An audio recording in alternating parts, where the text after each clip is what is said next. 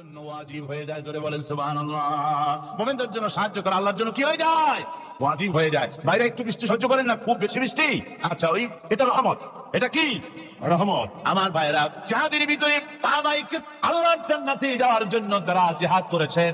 তারা দেশ দখলের জন্য জিহাদ করেন নাই, দিন প্রতিষ্ঠার জন্য লড়াই করা ফরজ। দিন প্রতিষ্ঠার জন্য লড়াই করা কি জনগণ কি? আর এই ফরজ দায়িত্ব পালন করতে গিয়ে যদি কেউ মারা যায় তাহলে কোথায় যাবে? কোথায় যাবে? ওই শাহাদাতের মহৎ হচ্ছে একটা সেতু, একটা সেতু বা একটা ব্রিজ, একটা সাঁকো, এপারে দুনিয়া ওপারে আল্লাহর জান্নাতুল ফেরদাউস। জোরে বলেন সুবহানাল্লাহ।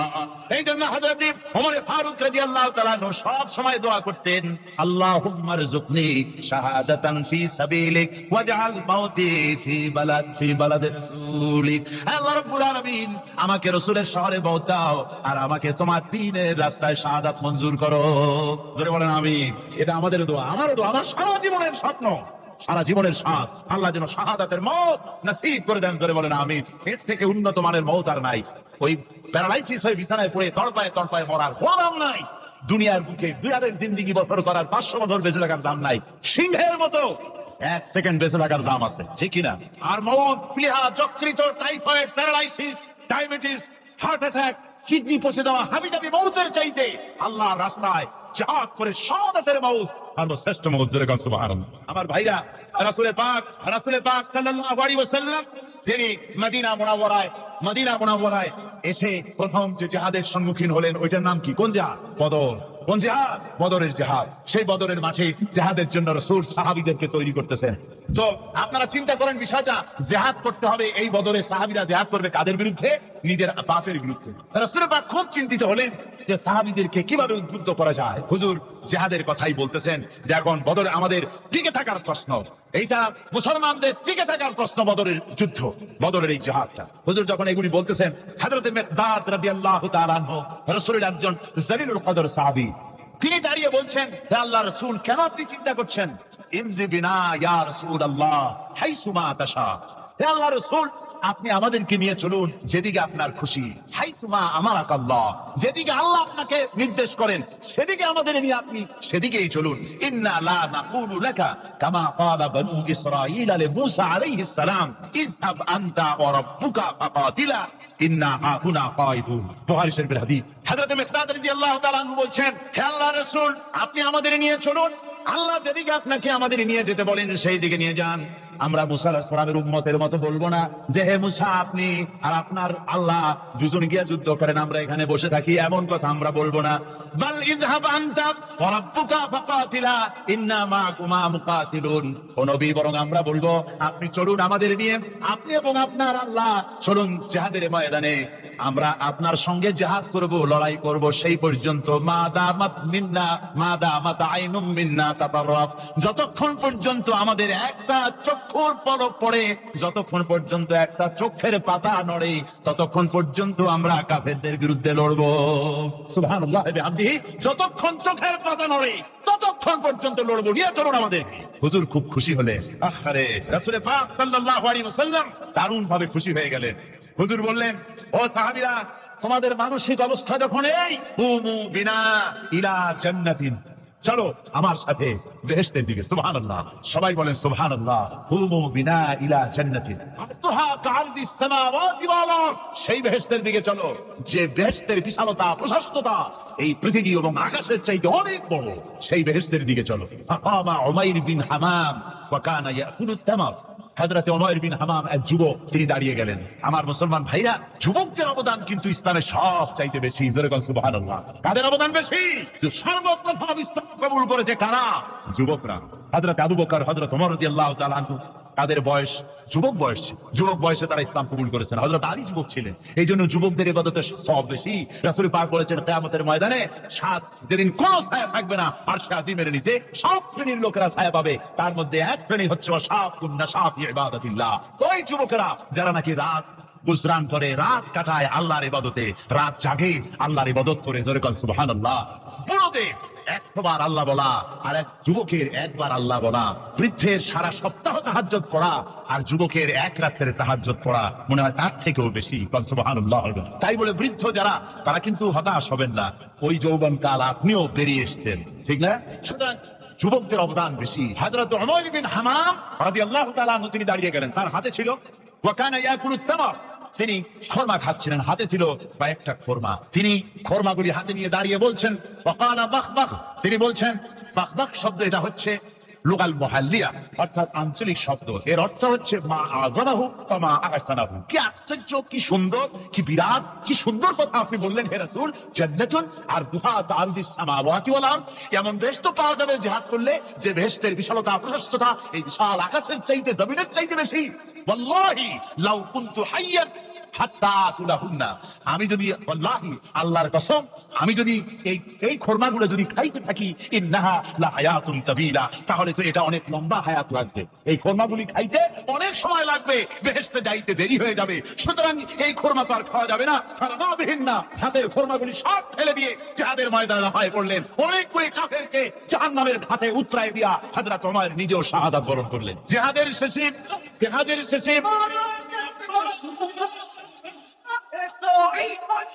শেষে শহাদায়ে বদরের সমস্ত শহীদদের লাশ এক জায়গায় এনে সাহাবীরা বললেন হে আল্লাহর রাসূল, আপনি যখন জান্নাতের বর্ণনা দিতেছিলেন তখন যে যুবকটা খরমা খেতেছিল আর জান্নাতের আশায় হাতের খরমা ফেলে দিয়েছিল, যে খরমাগুলি খাইতে গেলে তো সময় লাগবে অনেক, বেহেশতে যেতে দেরি হয়ে যাবে, এই কথা মনে করে হাতের খরমা ফিকে ফেলে জিহাদের ময়দানে এসে শাহাদাত বরণ, যে যুবকটি জিহাদ করেছিল তার লাশই সেও শাহাদাত বরণ করেছে।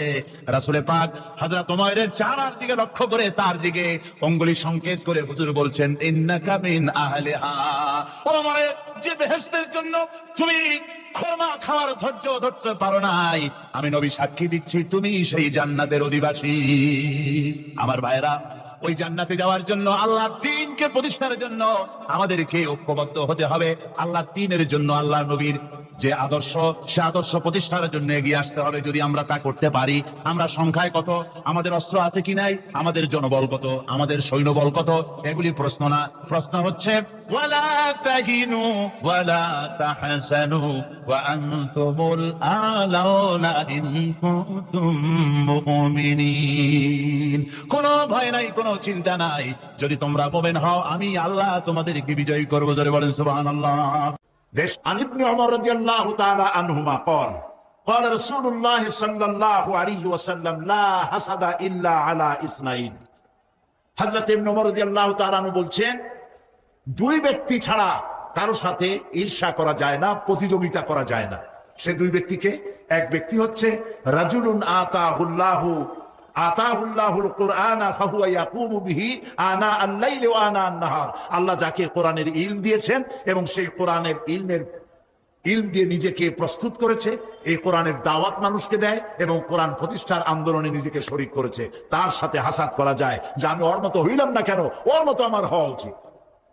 আরেক ব্যক্তি হচ্ছে ওয়ারাজুলুন আতাহুল্লাহু মালান ফাহুয়া ইউনফিকু মিনহু আনা আল-লাইল ওয়া আনা আন-নাহার। আর যে ব্যক্তিকে আল্লাহ পাক ধন সম্পদ দান করেছেন, এই ধন সম্পদ দিয়ে সে আল্লাহর দ্বীনকে প্রচার করার জন্য আল্লাহর রাস্তায় খরচ করতেছে, তার মতো হওয়ার জন্য প্রতিযোগিতা করা যায়, তার মতো হওয়ার জন্য প্রচেষ্টা করা যায়, হাসাদ করা যায় তার সাথে। নবী করিম সাল্লাল্লাহু আলাইহি ওয়াসাল্লাম আরো বলছেন আন উমর ইবনুল খাত্তাব রাদিয়াল্লাহু তাআলা আনহু قال قال رسول الله صلى الله عليه وسلم إن الله يرفع بهذا الكتاب أقواما ويضع به آخرين। আল্লাহ তাআলা এই কোরআনের কারণেই, এই কোরআন দিয়েই কোন জাতিকে আল্লাহ তাআলা উন্নত করেন, আবার এই কোরআনের কারণেই কাউকে অধপাতিত করেন। এই পৃথিবীতে যারা মুসলমানেরা যখন পৃথিবীতে সুনাম অর্জন করেছিল, পৃথিবীতে যখন তারা মাথা উঁচু করে দাঁড়িয়েছিল, সেটা কোরআনের বরকতেই। আর যখন কোরআন থেকে তারা দূরে সরেছে, তখনই তাদের উপরে এসেছে আল্লাহর গজব। নবুয়ত আর কিতাব দুটির জিনিসের ভিতরে একটা সম্পর্ক আছে। নবুয়ত এবং কিতাব দুটোই আল্লাহর পক্ষ থেকে আসছে। নবুয়ত আসছে কার কাছ থেকে? আর কিতাব আসছে আল্লাহর কাছ থেকে।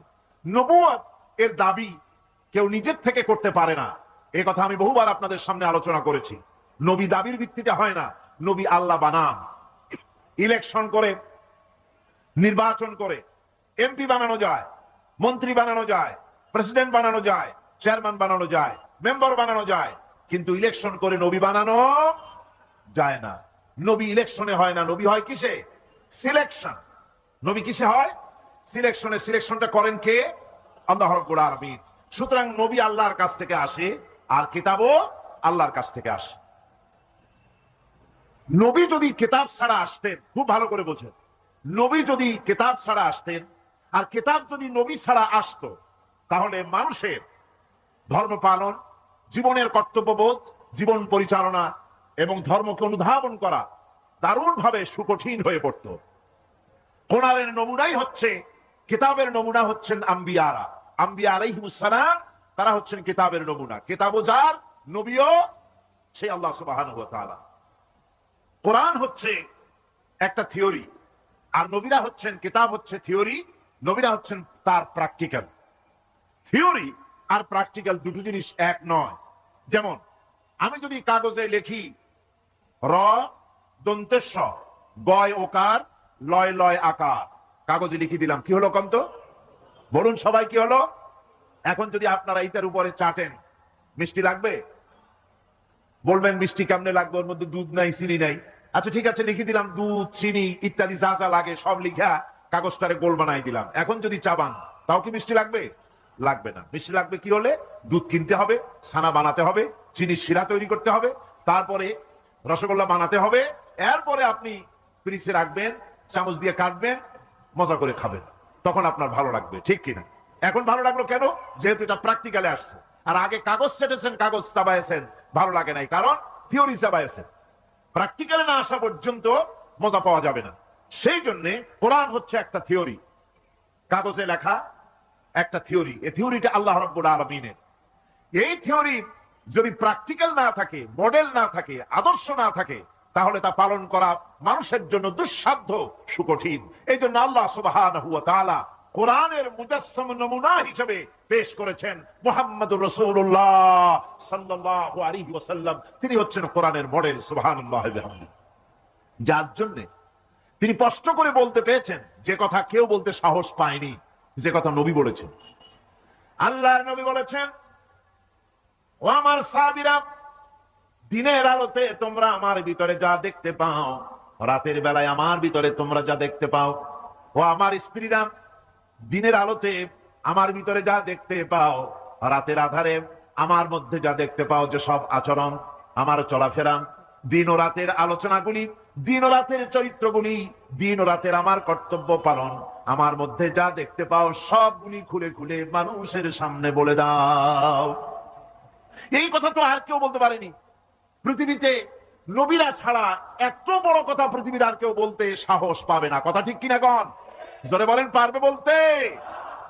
যত বড়ই মুহাদ্দিস হোক, মাওলানা হোক, খাজা বাবা হোক, নামের আগে যতই 5 হাত লম্বা ডিগ্রি লাগান না কেন, কাগজে যখন নাম লেখে হুশ থাকে না।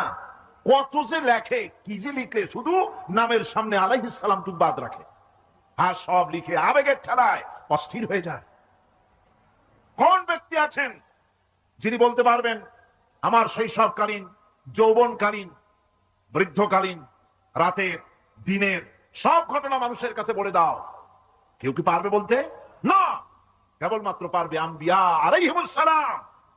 যেহেতু আল্লাহ রাব্বুল আলামিন তাদেরকে কন্ট্রোল করেছেন, হেফাজত করেছেন, তারা হচ্ছেন চরিত্রের আধার, অনুপম চরিত্রের উৎস, উৎকৃষ্ট নমুনা, যাদের চরিত্রের ভিতরে কোনো কালিমা নাই, ভুল নাই, গুনাহ নাই। মুহাব্বতের সাথে বলেন সুবহানাল্লাহ।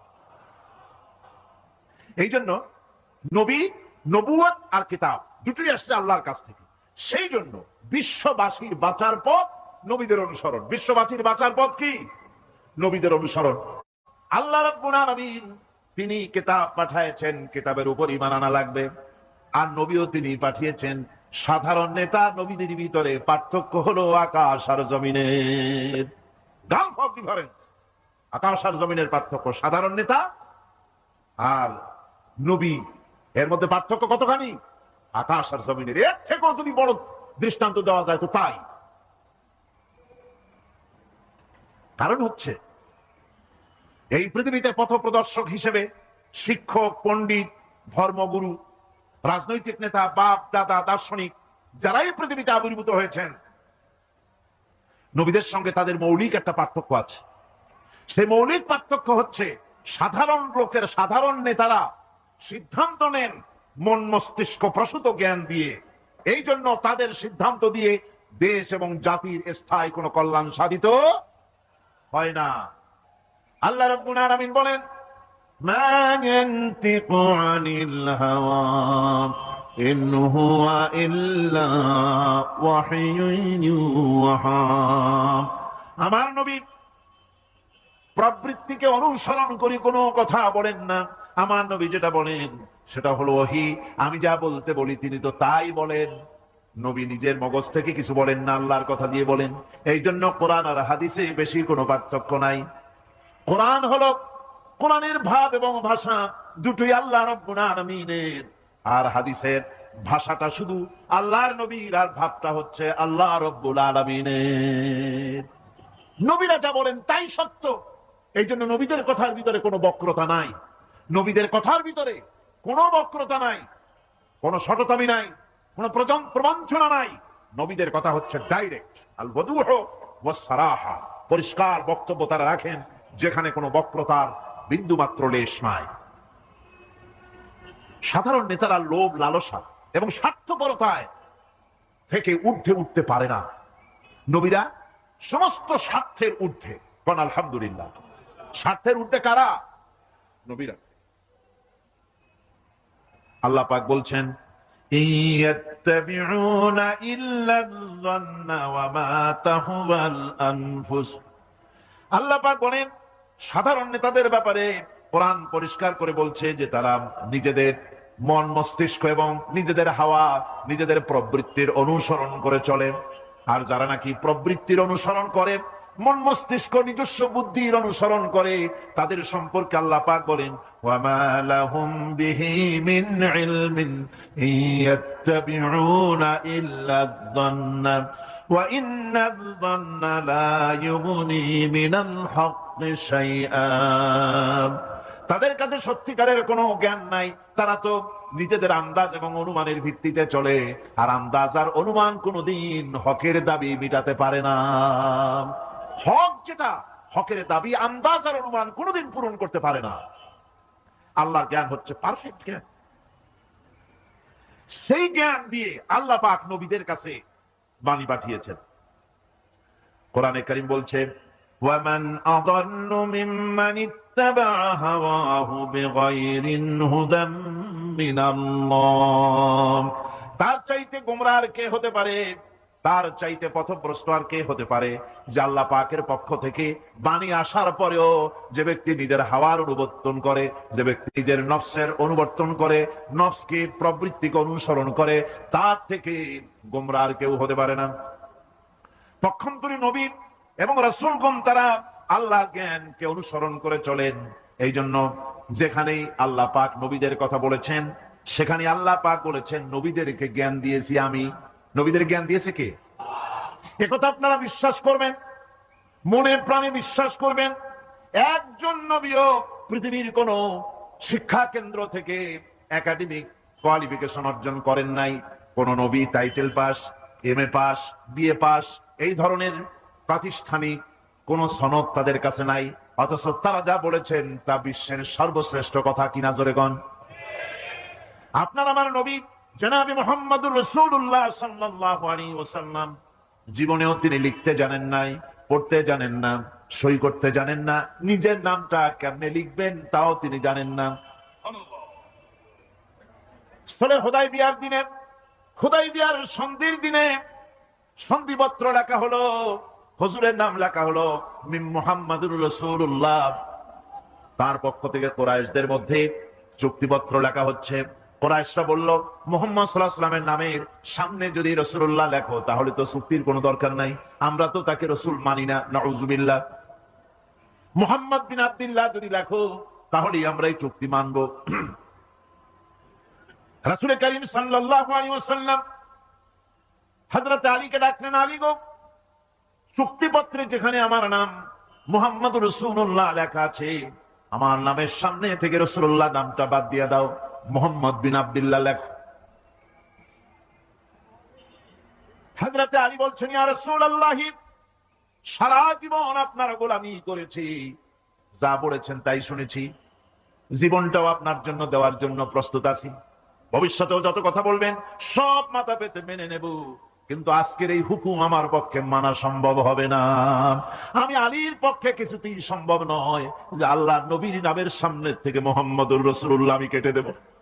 রাসূলুল্লাহ শব্দ আমি কাটতে পারবো না, এটা আমার পক্ষে সম্ভব নয়। নবীজি বললেন, আলী কোন জায়গায় রাসূলুল্লাহ লেখা আমারে দেখো, আমি কেটে দিই। আমার বন্ধুগণ, নাম লিখতে জানেন না, সই করতে পারেন না, পড়তে জানেন না, তিনি বলতেছেন ইন্নামা বুইস্তু মুআল্লিমান, আমি পৃথিবীতে প্রেরিত হয়েছি শুধুমাত্র শিক্ষক হিসেবে দুনিয়ায় এসেছি। সুবহানাল্লাহ। দুনিয়ার কোন শিক্ষা প্রতিষ্ঠানে আল্লাহ রাব্বুল আলামিন তার হাবিবকে পড়ান নাই, যেহেতু তিনি তো বিশ্ব নবী। আমার নবী কি নবী? জোরে কর না, কি নবী? আপনার আমার নবী বিশ্ব নবী। বিশ্ব নবী সাধারণ মানুষের কাছে কি পড়বে? যে পড়াবে তার মগজ তো ছোট, তার জ্ঞান তো সীমিত। সীমিত জ্ঞান দিয়া বিশ্ব নেতারে কি শিখাবে, বিশ্ব নবীরে কি শিখাবে? এই জন্য আল্লাহ রাব্বুল আলামিন বিশ্ব নবীর শিক্ষক আল্লাহ পাক নিজে হয়ে গেলেন। কোরআনে কারীম বলছে, যখনই নবীদের জ্ঞানের কথা এসেছে তখনই আল্লাহ পাক বলেছেন আমি জ্ঞান দিয়েছি। লক্ষ্য করুন, হযরত ইব্রাহিম আলাইহিস সালাম তার পিতাকে ডেকে বলছেন, ইয়া আবাতি ইন্নী ক্বাদ জাআনি মিনাল ইলমি মা লাম ইয়াতিকা ফাত্তাবি'নি আহদিকা সিরাতান সাবিয়্যা। হে পিতা, বিশ্বাস করো, আমার কাছে এমন এক জ্ঞান এসেছে যা তোমার কাছে নাই, যা তোমার কাছে আসে না। তুমি আমার অনুসরণ করো, আমি তোমার সোজা পথ দেখাই দেবো। সুবহানাল্লাহ। তুমি আমাকে অনুসরণ করো, যেহেতু আমার কাছে যে জ্ঞান আসছে ওই জ্ঞান তোমার কাছে নাই। ইব্রাহিম আলাইহিস সালামের কাছে কার জ্ঞান আসছে? আল্লাহ রাব্বুল আলামিনের জ্ঞান। লূত আলাইহিস সালামকে নবুয়ত প্রদান করে আল্লাহ রাব্বুল আলামিন বলছেন, ওয়ালুতান আতাইনাহু হুকমান ওয়া ইলমা, আমি লূতকে আমার পক্ষ থেকে জ্ঞান দান করেছি, হিকমত দিয়েছি, বিজ্ঞান শিক্ষা দিয়েছি, আমি তাকে ইলম দান করেছি। সুবহানাল্লাহ। আমি তাকে ইলম দিয়েছি। মুসা আলাইহিস সালাম সম্পর্কে আল্লাহ পাক বলেন, ওয়ালাম্মা বালাগা আশুদ্দাহু ওয়াস্তাওয়া আতাইনাহু হুকমান ওয়া ইলমা। মুসা আলাইহিস সালাম যখন বয়স সন্ধিক্ষণে পৌঁছে গেলেন, যখন তিনি পূর্ণ বয়স প্রাপ্ত হলেন এবং তিনি যখন নিজেকে সম্পূর্ণ লালন পালন করার কাজ যখন তার সম্পূর্ণ হয়ে গেল, আমি তখন আমার পক্ষ থেকে তাকে ইলম দান করেছি, জ্ঞান দান করেছি, হিকমত দিয়েছি, জ্ঞান দিয়েছি। রাসূল কারীম সাল্লাল্লাহু আলাইহি ওয়াসাল্লাম সম্পর্কে আল্লাহ পাক বলছেন, ওয়ালা ইন ইত্তাবা'তা আহওয়াআহুম বা'দাল্লাযী জাআকা মিনাল ইলম মা লাকা মিনাল্লাহি মিন ওয়ালিয়্যিন ওয়ালা নাসীর। তুমি যদি জ্ঞান লাভের পরও তাদের প্রবৃত্তির অনুসরণ করো, তাহলে আল্লাহর কাছ থেকে তোমাকে রক্ষাকারী কেউ থাকবে না, কোনো সাহায্যকারী তুমি পাবে না। আমি যে জ্ঞান তোমাকে দিয়েছি এটারই অনুসরণ করো, এর মধ্যেই মুক্তি, বিশ্ববাসীর মুক্তি এই জ্ঞানের অনুসরণের ভেতরে। প্রত্যেক জাতির জন্য আল্লাহ রাব্বুল আলামিন নিজের পক্ষ থেকে রাসূল পাঠিয়েছেন। আল্লাহ পাক বলেছেন, ওয়ালিকুল্লি উম্মাতির রাসূল, প্রত্যেক জাতির জন্য আমি রাসূল প্রেরণ করেছি। এমন কোন জাতি নাই যার কাছে নবী রাসূল পাঠানো হয় নাই। ওয়া ইম মিন উম্মাতিন ইল্লা খালা ফিহা নাযীর, সমস্ত নবীদের কাছে, সমস্ত উম্মতের কাছে, জাতির কাছে আমার পক্ষ থেকে আমি নবী পাঠাইছি। কল সুবহানাল্লাহ। কেউ যেন বলতে পারে না যে আমরা আল্লাহর পক্ষ থেকে কোনো দাওয়াত পাই নাই, আল্লাহর পক্ষ থেকে সত্যকে চেনার কোনো রাস্তা পাই নাই। এই জন্য প্রত্যেক নবীদের, প্রত্যেক উম্মতের জন্য, জাতির জন্য আল্লাহ সুবহানাহু ওয়া তাআলা তিনি নবী পাঠিয়েছেন নিজের পক্ষ থেকে, হেদায়েত পাঠিয়েছেন নিজের পক্ষ থেকে। এই নবীদেরকে পাঠাবার উদ্দেশ্য কি ছিল?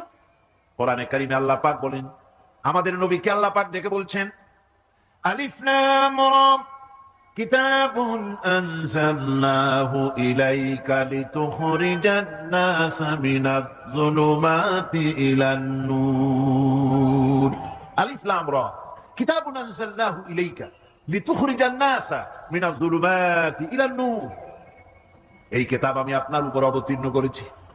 এ হচ্ছে একখানা কিতাব, এই কিতাবখানা আমি আপনার প্রতি অবতীর্ণ করেছি এই জন্য করেছি কিতাব অবতীর্ণ, যাতে করে মানব মণ্ডলীকে পঞ্জীভূত অন্ধকারের ভিতর থেকে বের করে আলোর দিকে নিয়ে আসতে পারেন। এ বিশ্ব হচ্ছে অন্ধকারে ভরা। পৃথিবীতে মানব রচিত যত মতবাদ আছে সব হচ্ছে অন্ধকার। সবগুলি কি? অন্ধকার।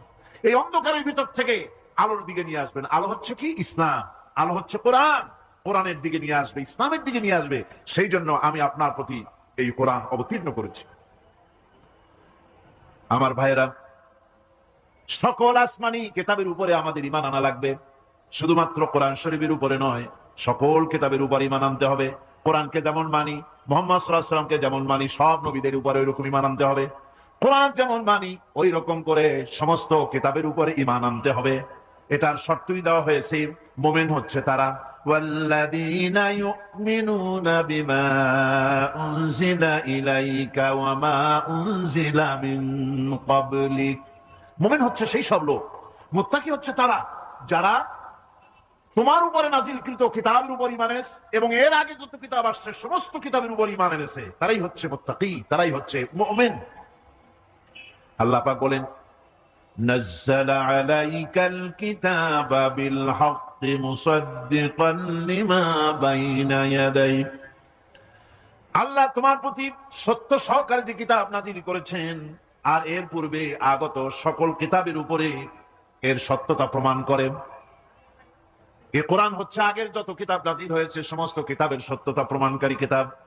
এই জন্য মুমিনদেরকে বলতে বলা হয়েছে, কুল আমান্না বিল্লাহি ওয়া মা উনজিলা আলাইনা ওয়া মা উনজিলা আলা ইব্রাহিমা ওয়া ইসমাঈলা ওয়া ইসহাকা ওয়া ইয়াকুবা ওয়াল আসবাত।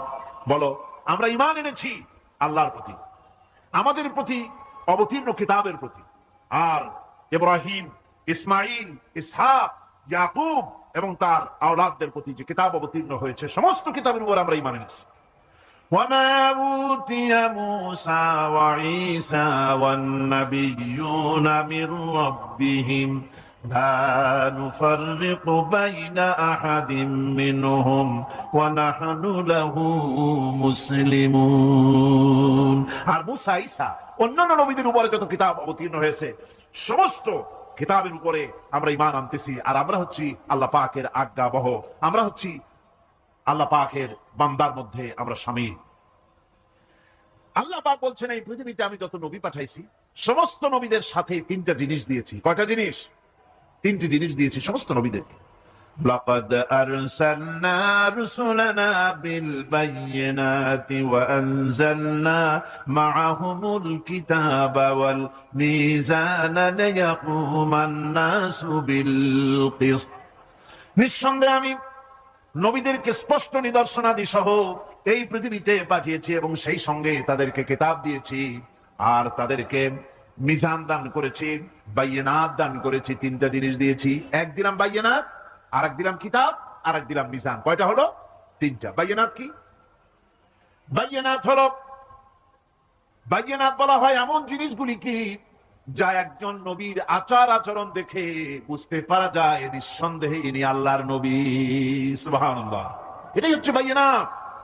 তার চরিত্র, তার আচার আচরণ, এগুলি প্রমাণ করে তিনি নবী। আমার বন্ধুগণ, হযরতে খাদিজা রাদিয়াল্লাহু তাআলা আনহা যখন ইসলামের দাওয়াত পেয়েছিলেন, আল্লাহর নবীর পক্ষ থেকে যখন দাওয়াত পেলেন, নবুয়তের তাওহীদের যখন দাওয়াত পেয়েছিলেন, একজন স্ত্রী হিসেবে তার স্বামীর প্রতি এত শ্রদ্ধা, স্বামীর প্রতি এত ভক্তি শ্রদ্ধা, অনাবিল ভক্তি শ্রদ্ধা, যার কারণে হযরতে খাদিজা একটা মুহূর্তের জন্য, এক সেকেন্ডের জন্য দেরি করেন নাই, কোনো প্রশ্ন তোলেন নাই যে আপনি নবী হইলেন কেমনে, অথবা আপনার মধ্যে তো এই জিনিস দেখছি, আপনি নবী হইলেন কেমনে, এমন কোন কথা বলেন নাই। যখনই নবুয়তের তাওহীদের দাওয়াত পেলেন, মা খাদিজাতুল কুবরা সঙ্গে সঙ্গে তিনি পড়ে নিলেন, লা ইলাহা ইল্লাল্লাহু মুহাম্মাদুর রাসূলুল্লাহ। মা খাদিজা বললেন, আবুল কাসিম, বিগত 15টি বছর পর্যন্ত আপনার ভিতরে যে আচরণ দেখেছি, এ আচরণ, এ চরিত্র কোন সাধারণ মানুষের হতে পারে না। অবশ্যই আপনি আল্লাহর নবী। কোনো সন্দেহ, আমার কোনো দ্বিধা নাই এর মধ্যে, কোনো প্রশ্ন নাই, নিঃসন্দেহে আপনি আল্লাহর নবী। সুবহানাল্লাহ। তার চরিত্রই প্রমাণ করে নবীদেরকে বায়িনাত দেওয়া হয়েছে, এমন চরিত্র আচার আচরণ দেওয়া হয়েছে যাতে করে লোকেরা অভিভূত হয়ে যায়, আকৃষ্ট হয়ে যায়। হযরতে যায়েদ তিনি তো কৃতদাস ছিলেন, হারায় গেলেন বাপ মা থেকে, আর এরপরে কুদরত তারে মুহাম্মদ সাল্লাল্লাহু আলাইহি ওয়াসাল্লামের ঘরে উঠায় দিল। তিনি তখন আল্লাহর নবী, তখন নবুয়তের দায়িত্ব পান নাই। যায়েদের পিতার কাছে খবর হয়ে গেল যায়েদ আছে রাসূলের বাড়িতে, মুহাম্মদ সাল্লাল্লাহু আলাইহি ওয়াসাল্লামের বাড়ি। মক্কায় তারা এসে হুজুরের সঙ্গে দেখা করে বললেন, মুহাম্মদ সাল্লাল্লাহু আলাইহি ওয়াসাল্লাম, জানতে পেরেছি আপনার কাছে আমাদের ছেলে যায়েদ আছে, মেহেরবানি করে তাকে আমাদেরকে ফিরায় দেন। হুজুর বলেন, যায়েদ যদি তোমাদেরকে চিনতে পারে আর যদি যেতে চায়, আমার পক্ষ থেকে কোনো আপত্তি নাই, অবশ্যই যাবে। তবে যায়েদ যদি যেতে না চায়, আমি এমন লোক নই যে কেউ আমার কাছে থাকতে চাইলে আমি জোর করে তাকে ছেড়েও দিতে পারি না, আমি তেমন লোক নই। পিতা বললেন, আপনি অবশ্যই যুক্তিপূর্ণ কথা বলেছেন। হযরতে যায়েদ কানা হলো। হুজুর বললেন, তুমি কি চেনো এদেরকে? যায়েদ বললেন, চিনি, ইনি আমার বাবা, উনি আমার চাচা। যায়েদের পিতা বলেন, বাবারে বাড়ি চলো, তোমার মা কেঁদে কেঁদে হয়রান, চলো বাড়ি যাই, বাড়ির যা কিছু আছে সব তোমাকে ফিরিয়ে দেওয়া হবে। হযরতে যায়েদ বলতেছেন, পিতা বাড়িতে যা আছে তাই শুদ্ধ, তামাম দুনিয়াটা যদি আমারে দেওয়া হয়, এই লোকটির কাছে থেকে যে ব্যবহার পেয়েছি, আমি এই লোকের কদম ছেড়ে যেতে পারি না।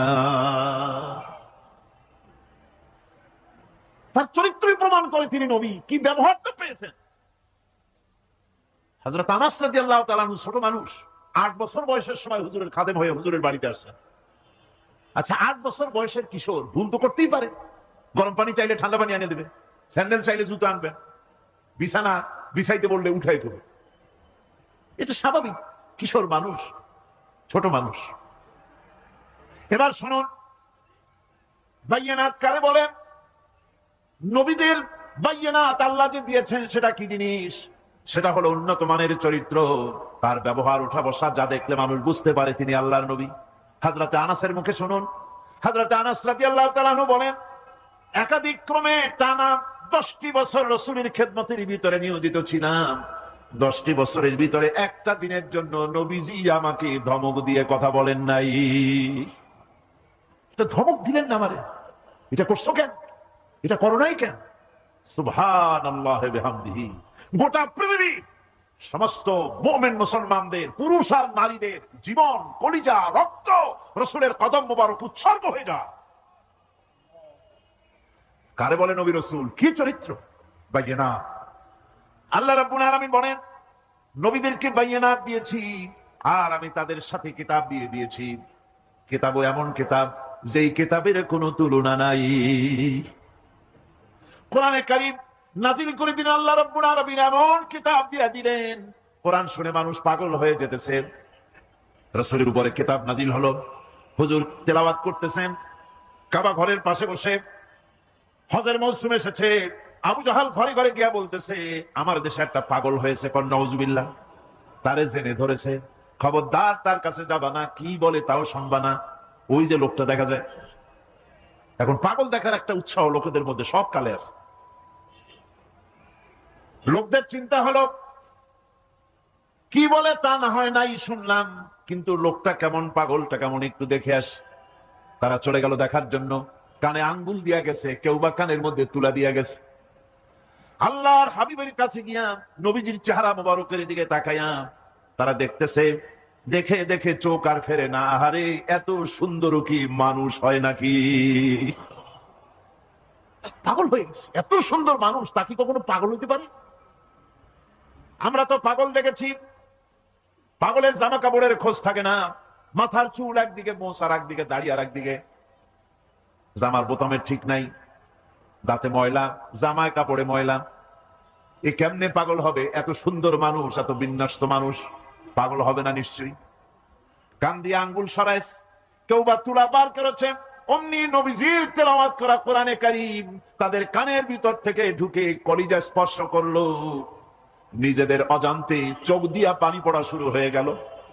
বিদেশ থেকে আগত লোকগুলি চোখ থেকে পানি পড়তেছে আর মুখ থেকে বেরিয়ে গেল আশহাদু আল্লা ইলাহা ইল্লাল্লাহু ওয়াহদাহু লা শারীকা লাহু ওয়া আশহাদু আন্না মুহাম্মাদান আবদুহু ওয়া রাসূলুহু।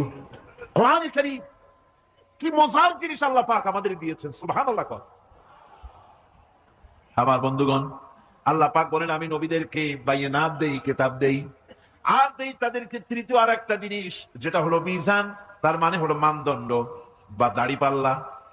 এখানে বোঝানো হয়েছে সত্যের সেই মাপকাঠি যা হক এবং বাতিলের মাঝে ওজন দিয়ে মানুষকে ঠিক করে দেওয়া যায়, এটার নাম মিজান। এই সুবিচার নবীরা ছাড়া সাধারণ মানুষের কাছে পাওয়া সম্ভব নয়। সুবিচার পাওয়া যাবে কেবল কাদের কাছে?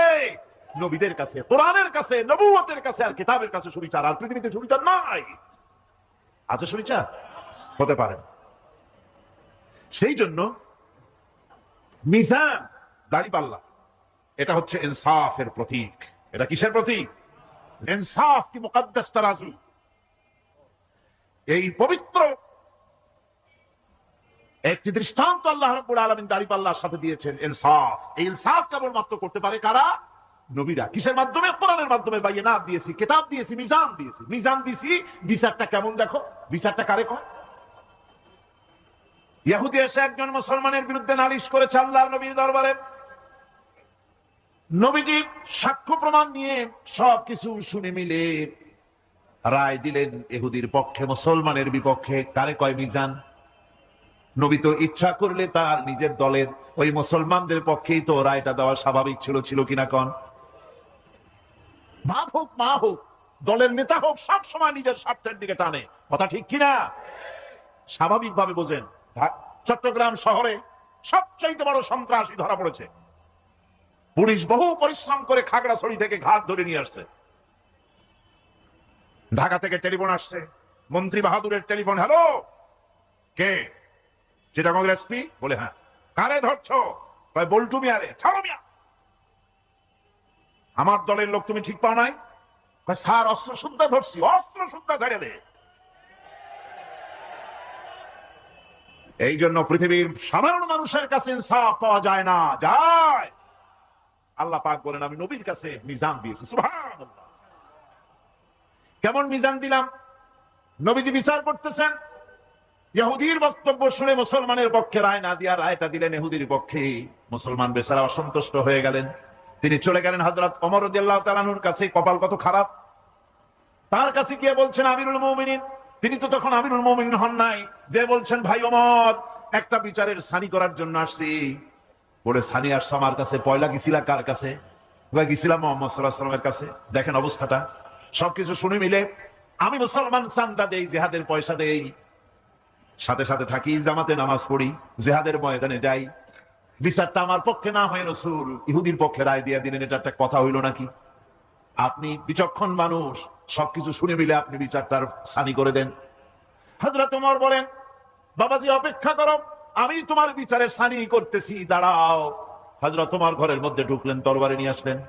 খাপের থেকে তরবারি বার করে হযরত ওমর বলেন যেই ব্যক্তি আল্লাহ নবীর ফয়সালা করার পর তা মানতে পারে না, তার সানি করতে আসে, তার ফয়সালা তো এই।